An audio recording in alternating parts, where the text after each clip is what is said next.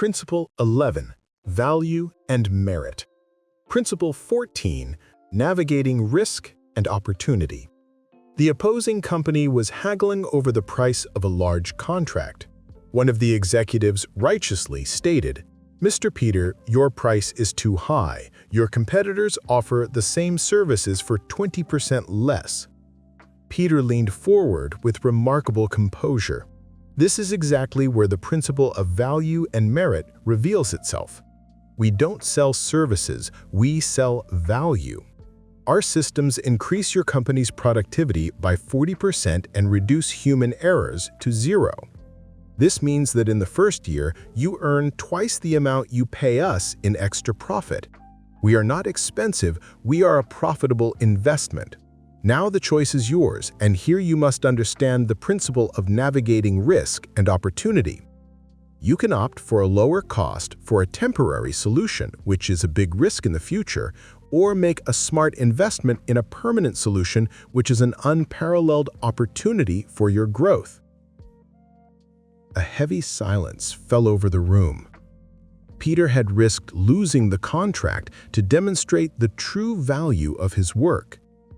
Half an hour later, the contract was signed at Peter's proposed price. On the way out, Peter told Ronald, "Did you see? Your income is always directly proportional to the value you provide. Instead of focusing on making money, focus on becoming more valuable. Increase your skills, expand your knowledge, then money will follow you. And remember, the biggest opportunities are always hidden behind the biggest calculated risks." Business dinner and the final principles of Part 3. That evening, Peter invited Ronald to a chic restaurant frequented by the city's top entrepreneurs. Principle 12, The Art of Capital Investment. Principle 13, The Strategy for Financial Autonomy. Principle 15, The Cycle of Reinvestment. Peter pointed to the people at the surrounding tables and said, "Now I want to explain to you 3 intertwined principles.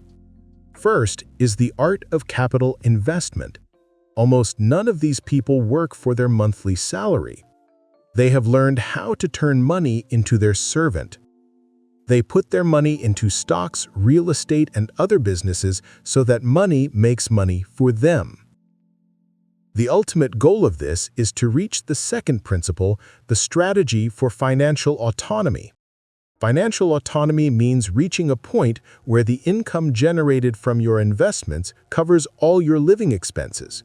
At that point, you no longer work for money, but work out of passion and to create value. And now, the most crucial part of the story, the third principle, the cycle of reinvestment. They don't spend all the profit they earn, they reinvest a large portion of it back into the same system. This is like a snowball you roll down a hill. It starts small, but the further it rolls, the bigger and bigger it gets. This is the magical power of compound interest. For example, consider that small amount you invested. Suppose it yields 20% profit a year. If you withdraw that profit and spend it, you have the same initial capital next year. But if you add that profit to your principal, the following year you are earning a profit on a larger amount. After 20 years, that initial small amount has turned into a substantial fortune without you having done any extra work. The Chicago trip blew Ronald's mind. He now understood that wealth is a system, a precise mechanism whose components must be known and operated correctly. Part 4. The Path to Eternal Prosperity. A month passed since the business trip. Ronald was no longer just a gardener. Peter had hired him as a project management intern by his side. Ronald worked in the office mornings and visited the garden in the afternoons, out of passion. One day, Peter took him to a vast piece of land on the outskirts of the city. Workers and heavy machinery were excavating the ground. This was where Peter's new, fully robotic factory was to be built. Peter put on a safety helmet and gave one to Ronald.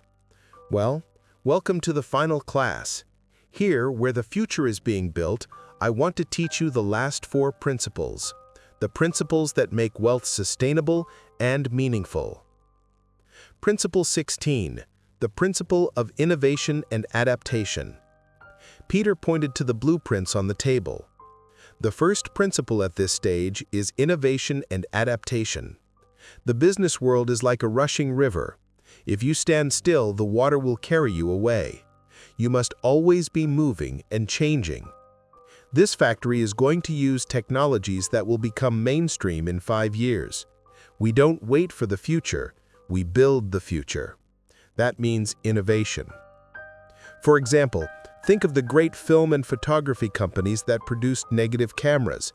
They were kings of the market. But when digital technology came, those who resisted it and failed to adapt went bankrupt and disappeared. But those who embraced innovation have remained powerful today. Principle 17. The power of strategic alliances. Just then, 2 men in formal attire approached them. One was the project's chief architect, and the other was the CEO of the construction company. Peter warmly shook hands with them and introduced Ronald as one of his future team members. When they left, Peter said, "Here you see the power of strategic alliances. I am neither an architect nor a civil engineer, but I work with the best. No one can achieve great success alone. You must build a network of smart, committed, and successful people around you. For example, you are an excellent gardener on your own, but if you ally yourself with a landscape designer, an irrigation specialist, and a small advertising company, you can form a powerful team together and take on projects you couldn't even think of alone." Principle 18. The law of self-mastery. Principle 19. The principle of continuous learning.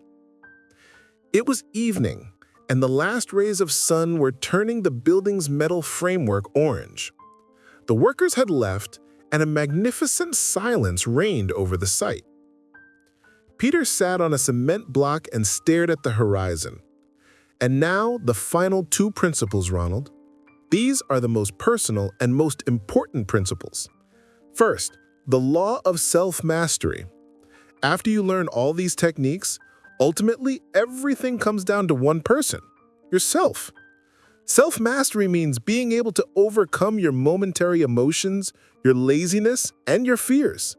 It means having the personal discipline to do what is right, even when you don't feel like it. And finally, the most important principle that keeps all the other principles alive is the principle of continuous learning. The day you think you know everything is the day your success dies. The world is changing every day. You must always remain a student. Read books, attend seminars, ask successful people questions. Never stop learning. Peter stood up and looked into Ronald's eyes. These 19 principles were the roadmap, but the driver of this path is you. Conclusion. From gardener to entrepreneur. A week later, Ronald walked into Peter's office with a folder in his hand, anxious yet determined. "Mr. Peter, may I have a few minutes of your time?" "Certainly, Ronald. Have a seat." Ronald opened the folder. Inside was a detailed and calculated business plan.